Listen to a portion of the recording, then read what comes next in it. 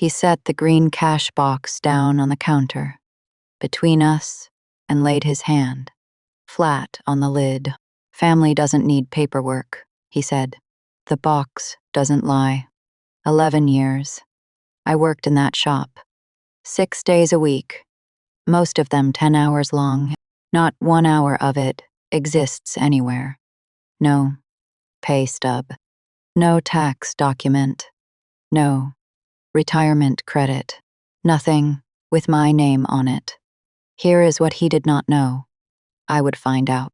For 9 of those years, my own state believed I owned half that business. Believed it because there was a document filed downtown that said so. And a business that borrows money in your name is a business that borrows money in your name. Today, I decide which powers of attorney a bank will honor. That is my actual job. I read the documents that let one person sign for another, and I am the person who says no. Last spring, for the first time in 22 years, I sat down and read the one I signed. At 19, it took me 4 minutes to understand it. It took me 14 months to unwind what he had done with it, legally, on the record, with my name on every filing. My name is Adele Corwin. I am 41 years old. If you have ever been the family member everyone described as reliable, and nobody ever described as an employee, stay with me. There is a specific kind of quiet that comes from being loved and used at the same time. And I want to tell you exactly how it ends when the paperwork finally gets asked the right question. Let me take you back. The morning I walked out of that shop is the day everything in this story is measured from. I was 27. That is 14 years ago now. Everything I am about to tell you either happened before that morning or after it. And I will tell you which every single time, because for a long time, I could not keep it straight myself. Start 11 years before that morning. I was 16. My father owned an auto body shop on the edge of town, off the state route, with a gravel lot and a hand-painted sign. My mother did the books at the kitchen table. My brother worked the lifts. And the summer I turned 16, I started coming in after school to answer the phone, because the phone never stopped, and nobody had a free hand. I was good at it. That is not bragging. It is the whole reason this happened to me. I was the one who could talk to an insurance adjuster without getting angry. I was the one who learned which supplier would take a partial payment on a Friday. By 17, I was writing the estimates. By 18, I was the only person in that building who knew where anything was. At the end of my first week, my father opened the green metal cash box he kept under the register and counted out my pay in 20s. $90. He folded it in half and put it in my hand and closed my fingers over it. "No forms," he said. "No government. In this, the box doesn't lie." I was 16. I thought it was a compliment. I thought it meant I was inside something. Here is what nobody tells you about a family business. There is no line where the family ends and the business starts, and everybody, except you, knows exactly where that line is. 8 years before that morning, my mother died. She was 54. It was fast, and it was in February, and I am not going to spend your time on the hospital. What matters for this story is what happened at the kitchen table. 3 weeks after the funeral, I was 19. I was enrolled in a 2-year program 4 hours south, and I was leaving in 9 days. And the shop had no one who understood the filing. My mother had done. My brother put a single sheet of paper in front of me. His name is Desmond. He is 6 years older than me, and until I was about 24, I would have said, without hesitating, that he was the person I trusted most on this earth. "It is so I can sign for the shop stuff while you are gone," he said. "Supplier, accounts.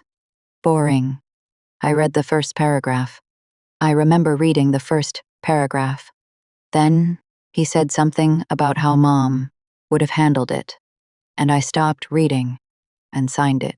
It was a durable power of attorney. That means a document that lets another person act with your legal signature.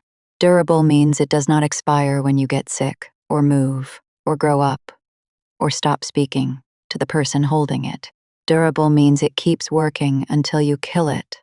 In writing, on purpose. Nobody told me that.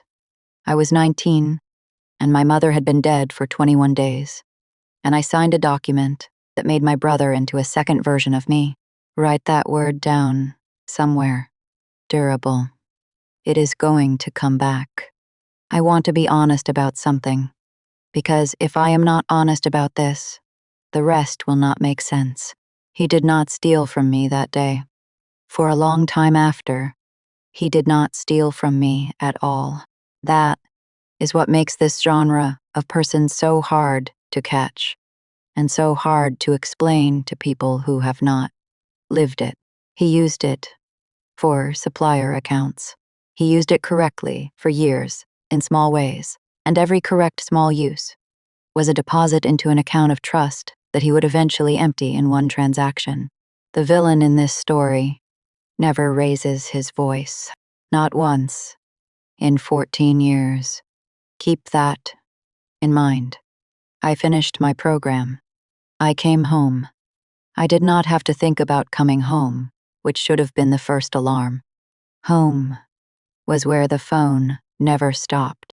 5 years before that morning, I was 22, and I was driving to the shop on a Sunday to sign a lien release. That was normal by then. My name had started appearing on things. Not because anyone had made me an owner, I was told, but because I was the one who understood the forms. And the forms needed a signature. And my father's hands had started to shake in a way none of us said out loud.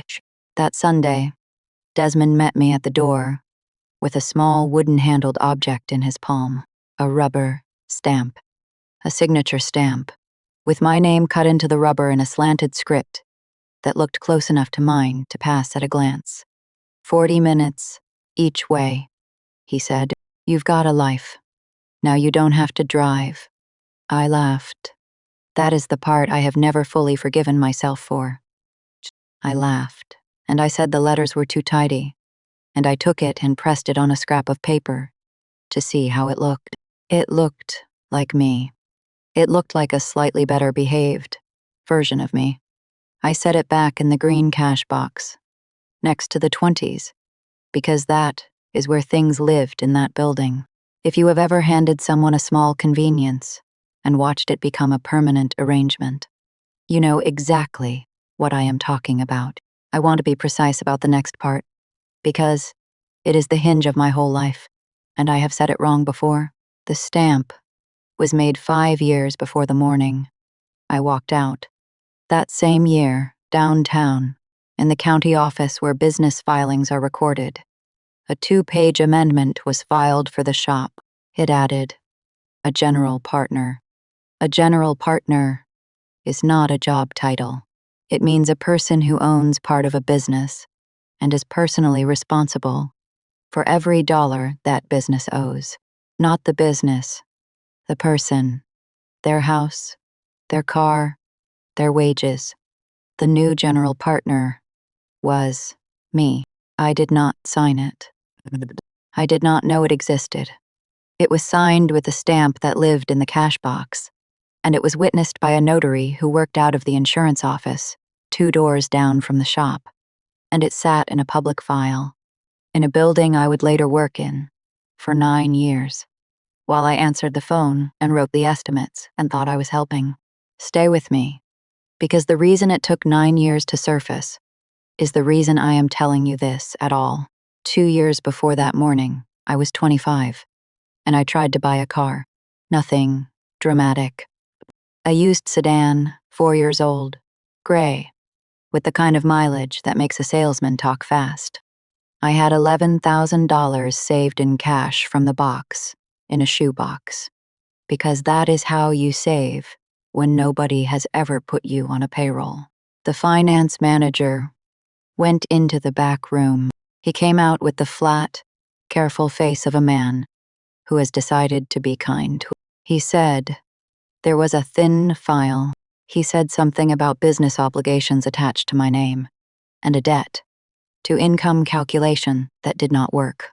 He said it in the way people say things when they assume you already know your own situation. I did not know my own situation. I drove back to the shop, and I told my father, and my father was standing at the parts washer with his back to me, and he said the thing that I want you to remember for later. That is nothing, he said. That is just how the business is set up. He did not turn around.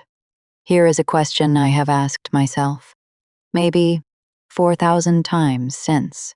Did he know?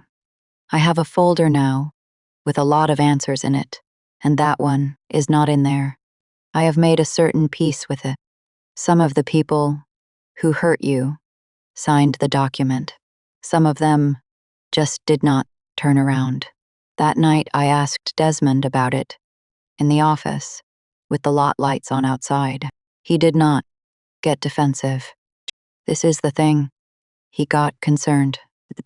He asked if I was thinking about a car and said the timing was bad and said he could get me into something off the lot at cost. And by the end of the conversation, I was thanking him. That is not a figure of speech. I said, thank you, out loud, to the man whose filing had just cost me a car loan. 2 years later, on a Tuesday in March, I walked out of that building for good. I need to slow all the way down here, because this is the morning everything else in this story is measured from, and I have had 14 years to memorize it. It started with my wrist. 6 months before that morning, I had caught a falling deck lid with my left hand and torn something in the wrist that never quite came back. I had no insurance. I had never had insurance because I had never been anybody's employee. I paid a walk-in clinic $320 in cash out of the shoebox and wore a brace for 11 weeks and kept writing estimates with my right hand. That is what finally moved me, not anger. Hand, a brace. I sat at my kitchen table for 3 nights and typed a 2-page employment agreement. I want you to picture how small this ask was. $22 an hour, 40 hours, guaranteed. Overtime at time and a half. Enrollment in whatever health plan the shop could actually afford. And if it could not afford one, then a written statement saying so. Start date, the 1st of April. I did not ask for back pay. I did not ask for ownership. I did not ask for $1 of the 11 years behind me. I asked to become an employee going forward, in writing, like a stranger would be. I printed 3 copies. That Tuesday, I got to the shop at 7:05 in the morning. The lot lights were still on. My father's truck was in its spot at the end of the building, nose out, the way he always parked it. The air had that cold, wet gravel smell that comes off a lot in March. At 7:12, I put the 3 copies on the counter by the register and slid one toward each of them. My father read maybe half of the first page. Then he took off his reading glasses and folded them and set them on the counter. And he said, ask your brother. He went out to the bay. He was 61 years old, and he walked out on a piece of paper his daughter had written, asking to be paid. At 7:20, Desmond came in from the back with a cup of coffee and read the whole thing, both pages. He read it carefully, and that is important, because I have replayed it many times, and I am certain of it. He was not surprised. He was reading it the way you read something you already have a plan for. He set it down. He asked me if I was okay. He asked about the wrist. He asked if somebody had said something to me, and when I said no, he asked again, gently, whether a person at the clinic had said something to me. Then he reached under the register and set the green cash box on the counter between us and laid his hand flat on the lid. Family doesn't need paperwork, he said. The box doesn't lie. I said, I wanted to be on the books. He said, the books were complicated. I said, I wanted my name off anything downtown that I had not personally signed. He did not blink. That is the detail that took me years to understand. A man with nothing to hide asks what you are talking about. He did not ask what I was talking about. He said, nothing downtown has your name on it that shouldn't. Read that sentence again. The way I have to read it now. It is not a denial. It is a man telling you your name is on things and that he has decided which ones should be there. At 7:31, I asked for the stamp. He opened the cash box, took out the little wooden-handled thing, turned it over in his fingers, and put it back in the box. Then he closed the lid. It stays where it lives, he said. That is the last full sentence my brother said to me for 14 years. At 7:40, I walked out through the side door by the parts room, because the front door had a bell over it, and I did not want anybody to look up. I had a canvas bag with my brace in it, my keys, and $41 in my wallet. I left the 3 copies of the agreement on the counter. As far as I know, they sat there until somebody threw them away. I did not cry in the car. I want to be clear about that, because there is exactly one crying scene in this story, and it is not here, and it is not for 11 years of unpaid work. I sat in the lot for about a minute and a half, and then I drove south. If you have ever asked your own family, in writing, to treat you like a stranger, and watched them refuse, because a stranger would have to be paid, then you already know what that drive is like. Do me a favor and type the word stamped in the comments. Not for me, so that the next person scrolling past this at 2 in the morning knows how many of us there are. 6 weeks after I left, I was working nights in the records division of a county recorder's office, 211 miles south, in Columbus. It was not a career. It was $11.40 an hour, 5 nights a week, in a basement with fluorescent lights, and 40 years of deed books. My job was to pull documents that people had requested, photograph them, and put them back in exactly the right place. Because a document in the wrong place in that building is a document that does not exist. The woman who trained me was a records clerk named Yolanda Pike. She was 58. She had been in that basement for 26 years. She had a habit of holding a page up to the light before she filed it. Every single time, even when there was no reason to. I did not tell her my story for 4 months. When I finally did, I told it badly. I told it in the parking lot in about 9 minutes, with too many details about a rubber stamp, and I remember apologizing halfway through for not making sense. She did not tell me what to do.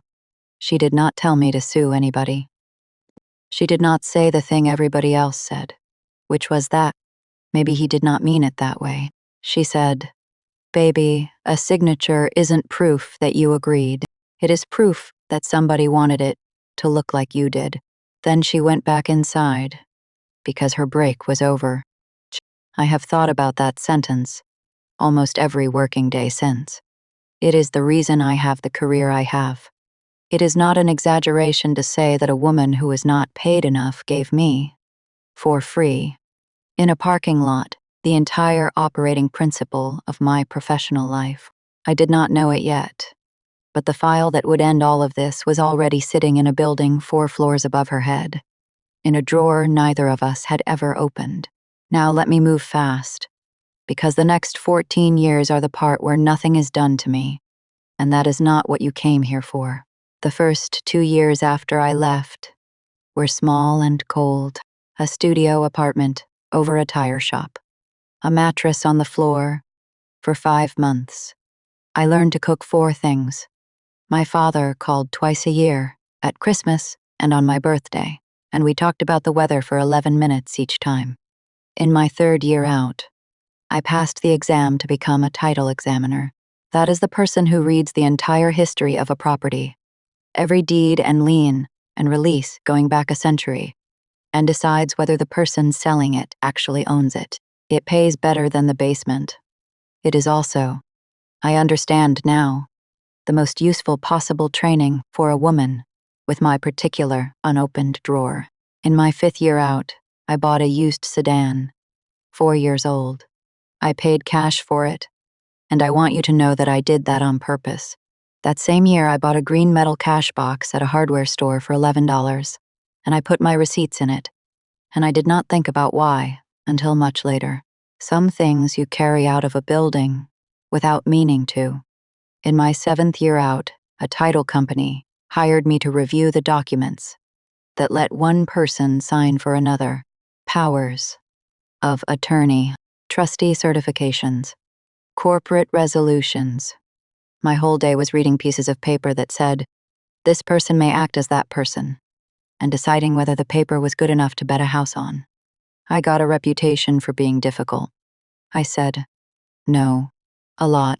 There is a particular kind of document that comes across your desk about twice a month, and it looks fine, and it feels wrong, and I could not have told you what the feeling was made of until I finally read my own. In my 11th year out, a bank recruited me into fiduciary compliance. That is the department that decides whether the institution will honor a document that lets somebody act for somebody else. When my department says no, a transaction does not happen. That is the whole authority of the job. It is not glamorous, and it is not loud. And it is exactly, precisely, the opposite of the way my family did business. I want to say something here that took me a decade to be able to say, without my voice moving. I did not build that life to get even. I want that on the record, because this story ends in something that looks a lot like revenge. And I need you to understand the order things happened in. I did not go get a career in signatures because I suspected my brother. I went and got it because a woman held a page up to a fluorescent light and told me what a signature actually is, and I could not stop thinking about it. The suspicion came later, and it came in an envelope. 14 years after the morning, I walked out, last March, a Thursday. It was a windowed envelope from a credit union. In my father's county, I almost put it in the pile of things I open on Sundays. It was from a recovery department, one page. It said that a business line of credit had been charged off, which is the phrase a lender uses when it has given up on being paid and has written the loss into its own books. It said the original principal was $140,000. It said that with fees and accrued interest, the balance was $162,400. It said that as a general partner, I was personally liable for all of it, and it invited me to call a number to discuss a payment arrangement. I read it standing up in my kitchen at about 6:40 in the evening. I want to tell you that my hands shook. They did not. Something much stranger happened. 14 years of small, unexplained things reorganized themselves in about 4 seconds. The way a room does when somebody finally turns the light on. The car loan, at 25. The thin file. My father, at the parts washer, not turning around. That is just how the business is set up.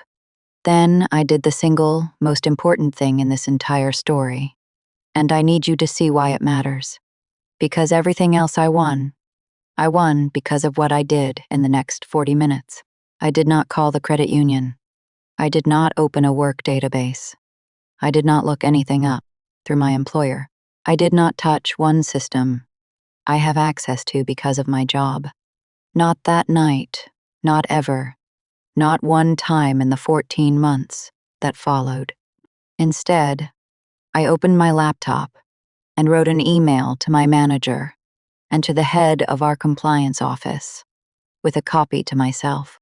I disclosed that a financial matter had arisen involving my immediate family and a lending institution. I stated that I was recusing myself from any file, inquiry, or decision that touched any of those parties. I asked that the disclosure be logged. I sent it at 7:11 in the evening.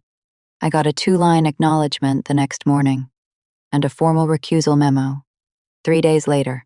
Here is why. I want you to understand this. My brother's entire method for 22 years was to use a position of trust for something it was not given to him for. If I had used my access to hunt him, I would have become him. And worse, I would have handed him the only defense he was ever going to have. A woman who abused her job to attack her family is a story that ends with her fired and him innocent. So I fought him with the most boring weapon in the world. I fought him as a member of the public.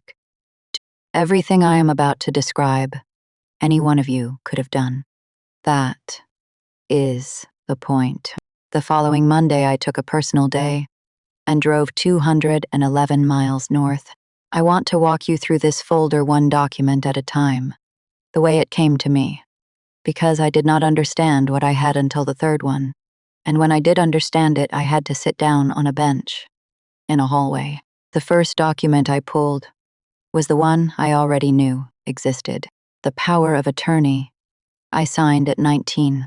I am going to call it the 19-year-old paper, because that is what I have called it in my own head for a year now. It cost me $2 a page. It was 4 pages. I read it in a plastic chair in a hallway, with my coat still on. It was not a limited power of attorney. There was no supplier language in it anywhere. There was no end date. There was no expiration tied to my return from school, because there was no mention of school.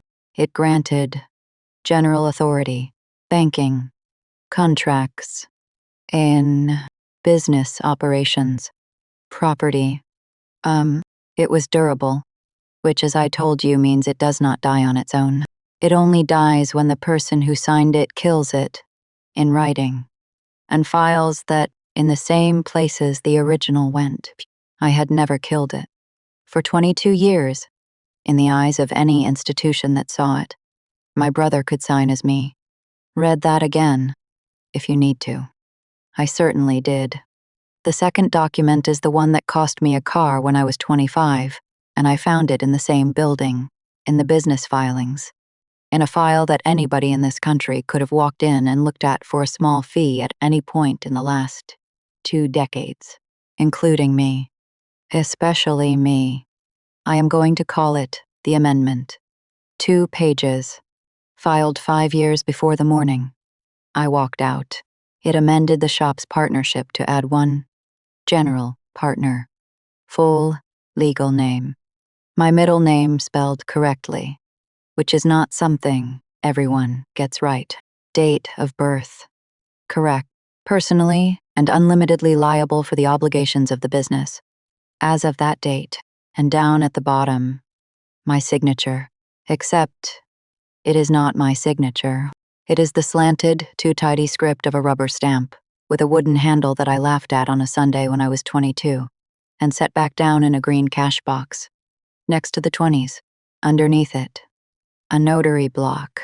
A notary is the person who certifies that you personally appeared in front of them and proved you were you. That is the entire job. Not that the document is true, only that the human being was standing there. The notary was a woman who worked out of the insurance office, 2 doors down from the shop. I had known her since I was 17. She had signed and sealed a statement that I had appeared before her, in person, on a Tuesday morning. I have never been in that office in my life. Stay with me, because the third thing in this folder is the one that turned a sad story into a case. The third document came from the credit union, and it took a formal written request and 11 days, and I am going to call it the credit file. It was 31 pages. It contained a business line of credit application from 9 years ago, opened 4 years after I had already left the shop and moved 200 miles away. It contained a signature card. It contained a personal guarantee, which is the page where an individual human being promises that if the business cannot pay, they personally will. My name is on all three. The stamp is on all three. The 19-year-old paper is attached to the back of the application as the authority under which my brother signed for me, which means the credit union did nothing wrong. They were handed a valid, durable, general power of attorney, and they honored it. That document was doing exactly what it said it would do. 22 years after a girl with a dead mother. Read one paragraph of it. The credit file also contained something I did not expect. A schedule of partner draws, which is the money a business pays out to its owners. Mine were listed at $2,400 a month. They ran for 9 years. $2,400 a month. For 9 years. $259,200. I never received 1 cent of it. I want you to sit with what that number actually is, because it is easy to hear a big number and feel nothing. That is a paid-off house in the town I grew up in. That is a school teacher's entire career earnings for 6 years. That is the reason I wore a brace for 11 weeks and paid $320 in cash at a walk-in clinic.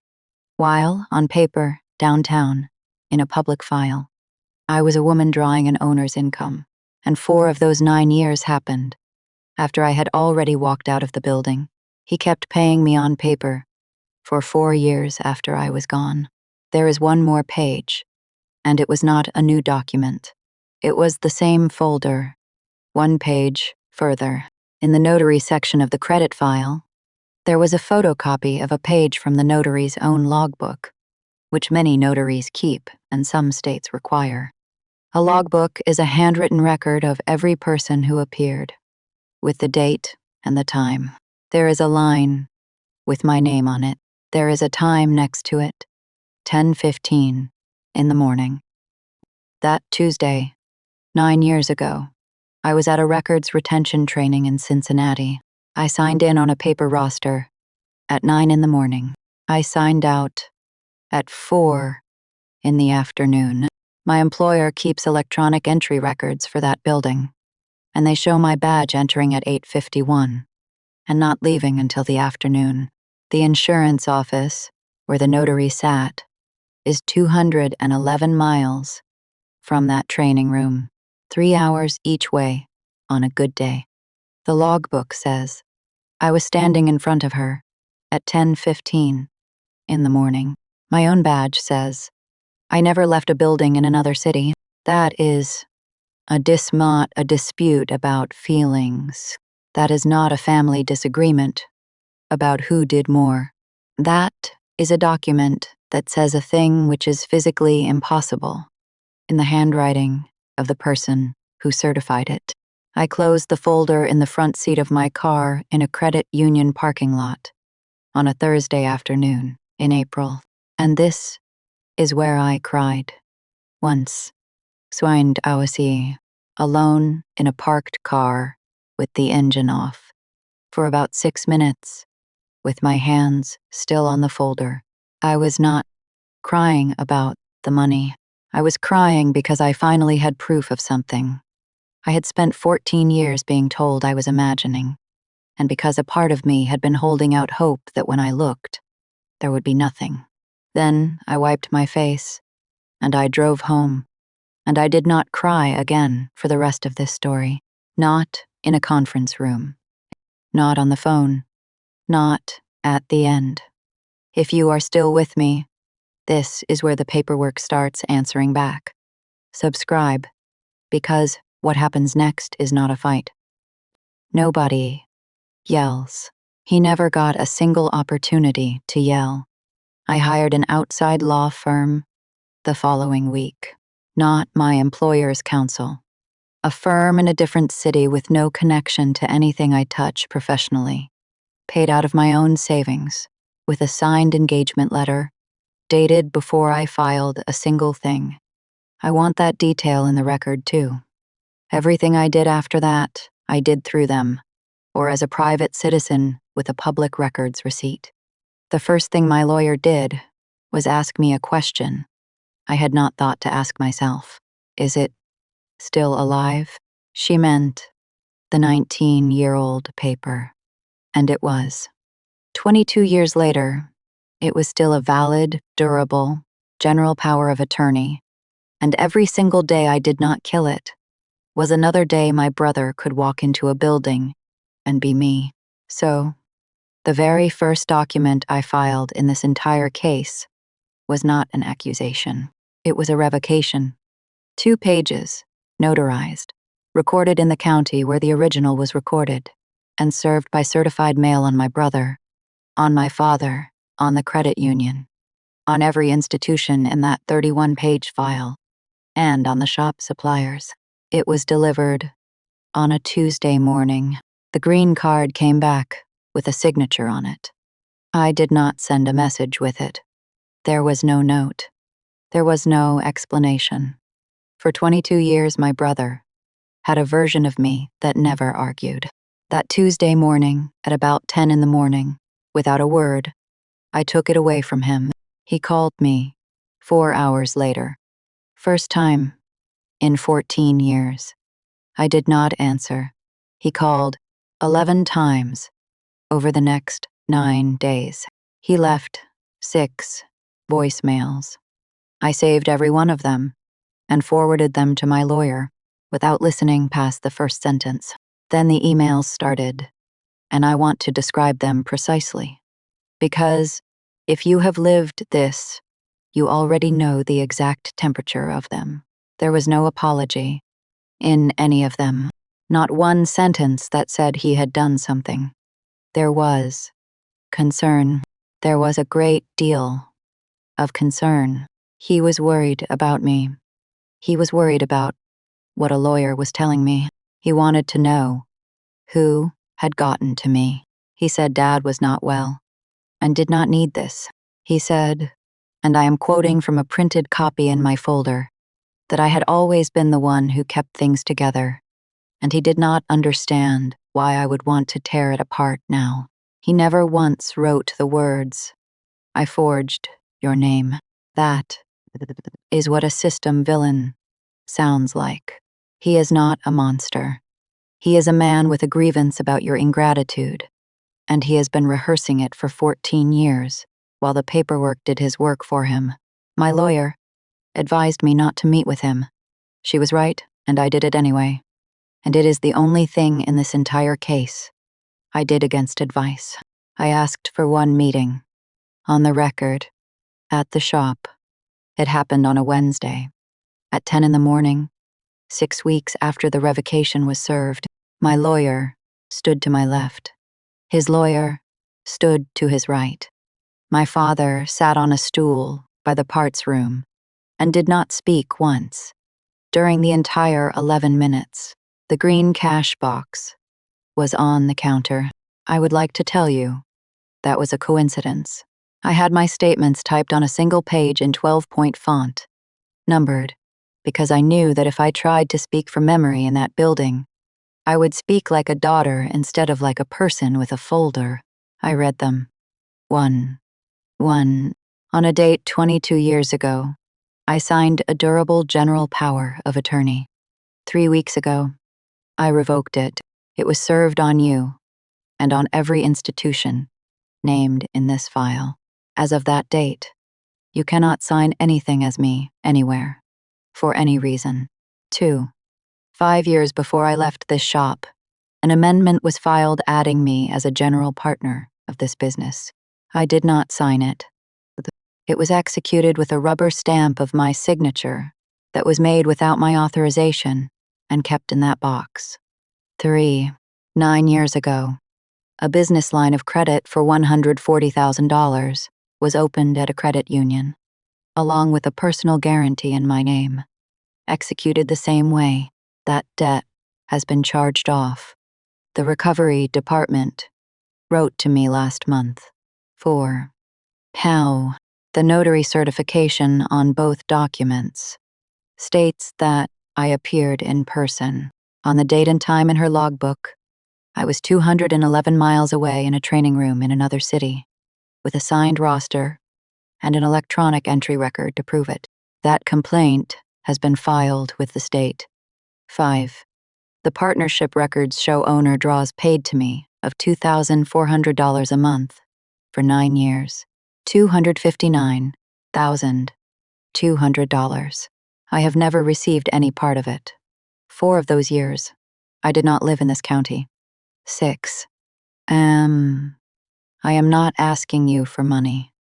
I am not asking you for an apology. There is nothing you can say in the next 5 minutes that changes any document I have already filed. I came here so that you would hear it from me instead of from a letter. Then I folded the page and put it in my coat pocket. He said, "One thing." He said, "You are going to destroy your father over a piece of paper." And I said the only unscripted sentence I spoke in that building that day. "You destroyed him over a piece of paper." I am just the one reading it out loud. Then I walked out through the side door by the parts room, because the front door has a bell over it, and I did not want anybody to look up. I have been asked whether that felt good. It did not feel like anything. It felt like reading a document aloud, which is what it was. The part that felt like something came later, in envelopes. The first one came from the state. 11 weeks after I filed the complaint about the logbook, the notary's commission was revoked. The findings letter is 2 pages, and it is written in the flattest language you have ever read. And it says, in effect, that she certified the personal appearance of a person who was not present on more than one occasion, and that her authority to act as a notary in that state is terminated. She is also required to surrender her seal and her journal. She had been a notary for 31 years. She had signed things for half the town. Every document she ever sealed for that shop is now a document with a question on it. And the shop's suppliers and lenders all received a copy of the same letter I did, because my lawyer sent it to them. That is payoff number 1. And I want you to notice something about it. I did not do that to her. She did that at 10:15 in the morning, 9 years ago, when she wrote a name in a book about a woman who was not there. The second envelope came from the credit union, and it took 7 months. Their written determination is 4 pages. It says the personal guarantee in my name is void, because the authority it was executed under was obtained by a document that had been misrepresented, and because the certification of my appearance was false. It says my name is removed from the obligation, effective from the beginning, not from the date of the letter. It says the charge-off will be deleted from my credit file, not marked, disputed, deleted. It says the full balance of $162,400 is reassigned to the remaining general partners of the business. The remaining general partners of the business are my brother and my father. I read that letter 3 times in a row, and then I put it in the folder. And I did not feel triumphant. I felt something colder and better. I felt correct. That is payoff number 2. $162,000 did not disappear. Debt never disappears. It just goes back to the people who actually spent it. The credit union did one more thing that I did not ask for and could not have caused. Institutions do not enjoy being handed a false notarization. They referred the file. That referral is not mine, and it is not finished, and my lawyer has told me exactly how much I am allowed to say about it, which is this sentence and no more. The third envelope was not addressed to me at all. I heard about it the way you hear about everything in a town like that, which is sideways. For 19 years, the shop had held the repair contract for the county's light fleet. Municipal vendor contracts have eligibility requirements, and those requirements are boring, and they are the whole ballgame. A vendor has to have current, accurate business filings. A vendor has to carry a bond. A vendor cannot have a charged-off obligation of that size, sitting on its principles. The corrected partnership filing went in, with my name struck from it, retroactive to the date it was falsely added. The credit union's determination went into the public record of the dispute. The notary revocation letter went to everyone. The contract was not renewed. That is payoff number 3, and it is the one that actually changed his life. And I did not lift a finger to make it happen. I filed true documents. The system read them. If you have ever been told that following the rules is for people too weak to fight, I would like you to sit with the fact that every single thing that happened to my brother happened because a public office finally received accurate paperwork. He escalated. After that, of course, he did. He drove 211 miles and stood in the lobby of my apartment building on a Sunday evening in February. He did not get past the desk. The building called me and I said, through the phone, that I did not know him well enough to let him up. And I have thought about that sentence a lot since. It was the truest thing I said all year. He sent one more email that night. It said that he had lost the contract, that 4 men were losing their jobs, that Dad's shop was going to close, and that I had done it. I wrote back 4 words. I have never written to him again. Nothing I filed was false. Then there was a letter from my father. It came in December, in his handwriting, which had gotten much worse. It was 1 page. He wrote about the weather. He wrote that the shop was going to be sold. He wrote that his hands were bad now, and that he could not do the small parts anymore. And near the bottom, he wrote this: I always figured you knew how it was set up. That is the closest thing to an apology I am ever going to get. And I have decided that it is not one. It is a man at 75, still not turning around. I did not write back for a long time. When I did, it was 3 lines, and it was about the weather, and I signed it with my full name, in my own handwriting. This is the part where a different kind of story would give me my family back. Somebody would get sick, and there would be a hospital room, and my brother would cry, and we would all be at a table at Thanksgiving with the past behind us.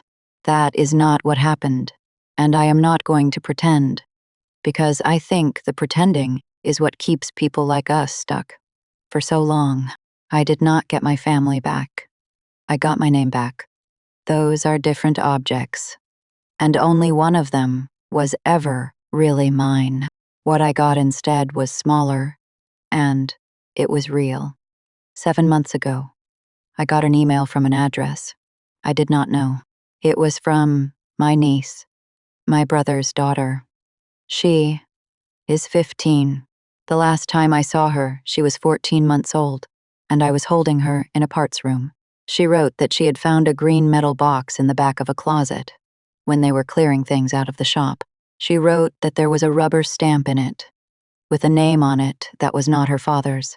She wrote that she had looked the name up and found a woman with the same name in Columbus, and that, if it was the wrong person, she was very sorry for bothering me. She asked one question. She asked if I was the aunt nobody talks about. We have written to each other 11 times now. She is careful, and she is funny, and she does not ask me about the case, and I do not tell her about it, because that is not what a 15-year-old is for. Her parents know. Nobody has tried to stop it, which I take to mean something, though I have stopped guessing what. She mailed me the stamp in a padded envelope, with too much tape on it. There is exactly one thing I have said to her about any of this, and I said it in an email at 11 at night. And I want to say it to you too, because it is the only advice this whole expensive decade produced. Anybody can put your name on a piece of paper. That is not the crime, and it is not the danger. The danger is that nobody ever goes and looks. Go look. It costs $2 a page and an afternoon, and the office is open to the public, and the clerk will help you. And nobody in your family has to know that you went. If you have ever had a bad feeling about a form you signed for someone you love, pause this and go look. I am serious. That is the entire lesson of 14 years and $162,000. 2 months ago, I drove down to a basement in a county building where the fluorescent lights have not been changed since the 90s. Yolanda Pike is 71 now, and she still works 3 days a week because they cannot replace her and everyone knows it. I brought her a coffee and the 4-page determination from the credit union. She read it, standing up. Then she did the thing she has done 10,000 times in that room. She lifted the last page and held it up to the light. She said, "There it is. That is all." She said, "It is the second best sentence anybody has ever said to me. And the woman who said the first one is the same woman. I have a green metal cash box on the shelf above my desk. It is the one I bought at a hardware store for $11 in my 5th year out, and it used to hold receipts. It holds 3 things now. The rubber stamp with my name cut into it, in that slanted, tidy script, the 2-page revocation with the recording stamp from the county in the corner, and the 4-page letter that says the debt was never mine, and the name was never his to spend. My brother told me the box does not lie. He was right about that, and it took me 22 years to understand what he actually meant. That box never lied. It just sat there, closed, in a building full of people who had agreed never to open it. And he told me that family does not need paperwork. He was right about that, too. Family does not need paperwork. Fraud does. That is why he needed mine. I sign everything by hand now. Every form, every card, every school paper for a 15-year-old who wants to know how a notary works. It is slower. My wrist still aches in the cold when I do it. I have never once minded. If you made it all the way here, thank you for staying. Tell me in the comments about the paper you signed and never read. I read them, and so does everybody else who is up at 2 in the morning, wondering whether they imagined it. You did not imagine it. Go look.